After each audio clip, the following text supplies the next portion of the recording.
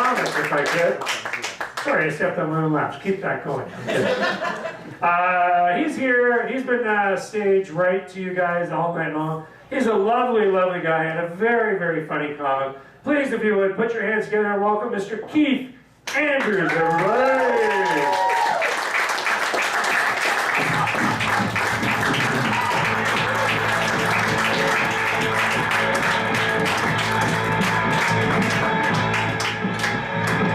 What's going on, everybody? Nice to see everybody here, especially the ones I paid. I've been living in Toronto for about 4 years now. The biggest thing, the most interesting thing I found about living in Toronto is that the homeless accept debit now. So you can't use that excuse anymore. I was just down the street, this guy comes up to me asking for change. I'm like, sorry man, I look at my card. He's like, oh, that's cool, you can just tap here. I even got cash back. Which he then promptly asked me for, because he's like, I know you got money now, motherfucker. Sometimes you see homeless people on the street and they haven't figured it out yet, right? Like they're just new to the game.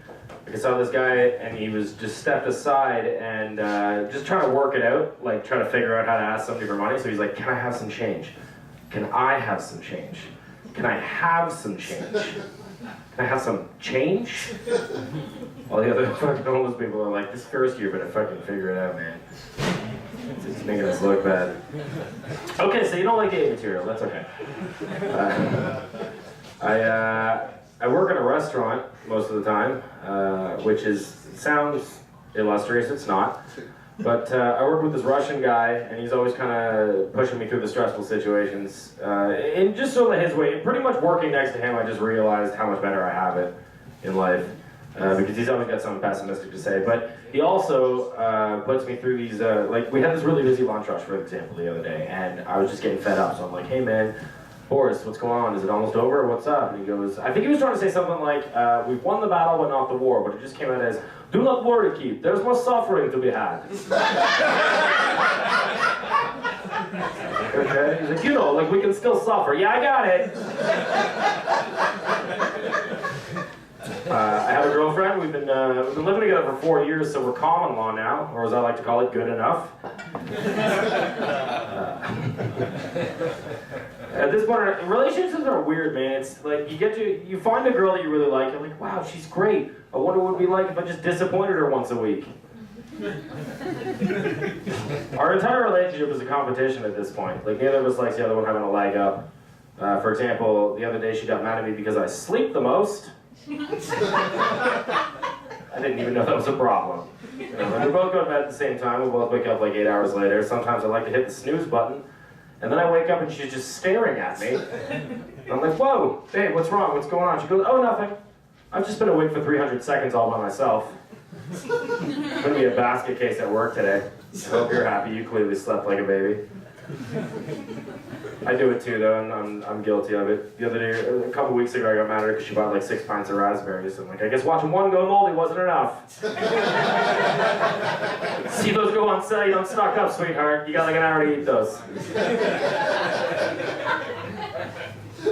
I missed a phone call. Don't recommend that. I called her right back, but the damage was done. I'm like, hey, sorry, I didn't notice you called. She goes, yeah, what if there was an emergency, Keith? What if I was getting mugged? If you're getting mugged, you call the police. I'm worried you don't know that. I don't drive. That guy's not waiting for me to Uber to get there. You know what I mean? We've been dating so long that, like, we started dating before Tinder even existed. We had to do it the old-fashioned way, where you just, you know, you meet somebody in public and you don't act like a fucking weirdo. It's tough. But, like, when Tinder came out, I just assumed that was an app for truck drivers. I'm like, yeah, that makes sense. Let those guys murder each other for a change. Buddy of mine was telling me online dating is more prevalent than ever. Some people are even getting married online, which I think is a weird concept, right? I feel like I fucked that up right from the get-go, you know? Do you, Keith, accept this woman to be your lawfully wedded wife? Click yes to accept. Okay. For richer or poorer? Obviously. In sickness and in health? Yeah. Do you want to install the added toolbar? Of course. Wait, fuck!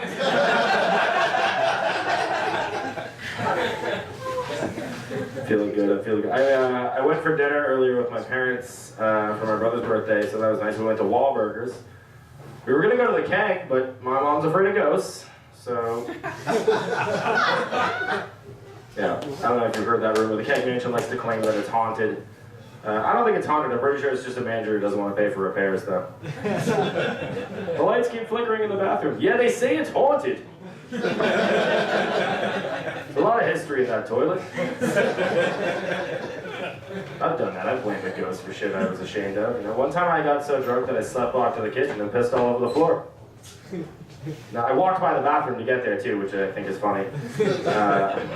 But my girlfriend hears the commotion from the other room, so she's like, hey, what's going on in there? And I'm trying to act like it's not me, so I'm like, clean it up! She's like, clean it up what? I'm like, somebody pissed in the kitchen. She goes, what? I'm like, yeah, they say it's haunted. Just bought a new laptop. Pretty proud of that. It was expensive, so my family got shitty Christmas gifts. But I think my girlfriend was getting sick of hearing about it because I was doing a lot of research, like leading up to the purchase. You know, like for the first time, I was treating my apartment like I was getting a newborn. You know what I mean? Like all of a sudden, I care about dusting.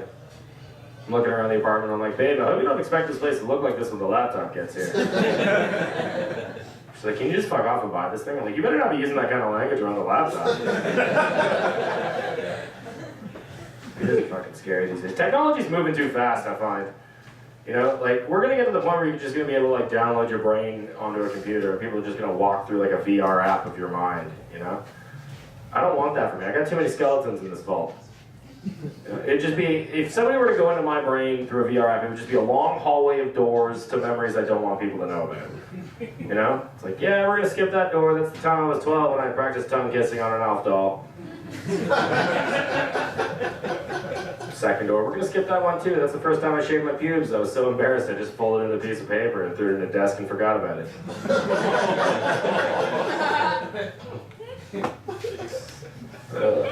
Someone just yelled Jesus, I think. Yeah, I lived a life of shame. I don't like to fight, which I think is ironic to say because I look like I'm gonna go rob a lumber mill later. But I don't know how to fight. You know, I talk a lot, but I don't know. I'm a pretty big coward, actually. So what I've been doing, this is my new tactic. Lately, I've just been eating a lot of peanut butter, like all throughout the day. I'm constantly eating peanut butter.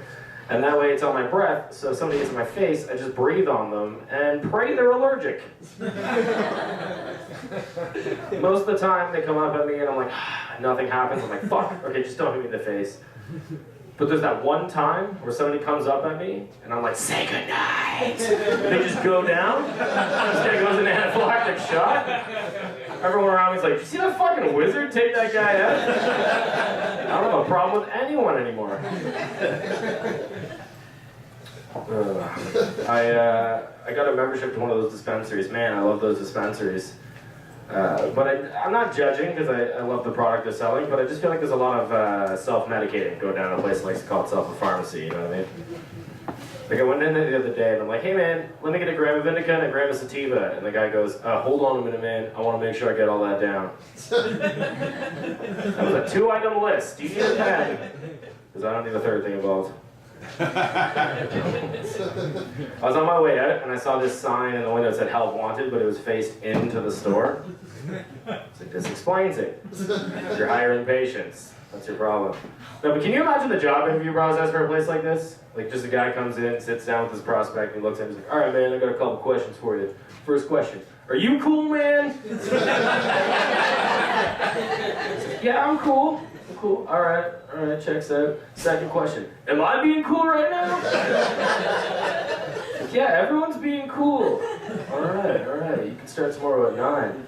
Actually, it'd be a lot cooler if I could start at noon. Holy shit, this guy's upper management material.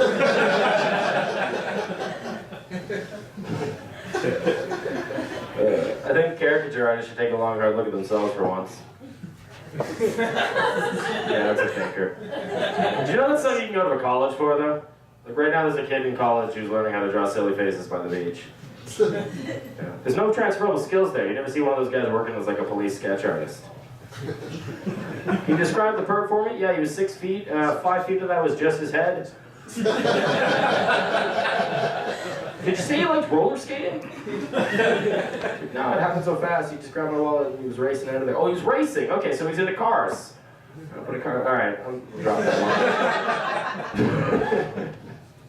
Not a forward thinker. I wish I could come up with something like a dispensary, but I'm not smart. I'm not a forward thinker. I'm not a backward. I'm not a thinker.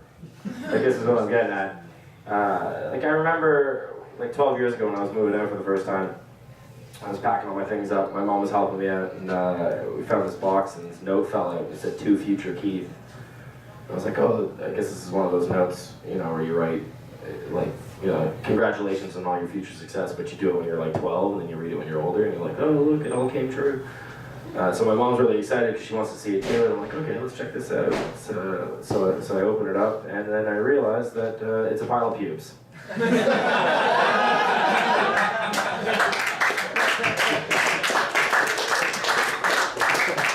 I think I have like -3 minutes to go. So.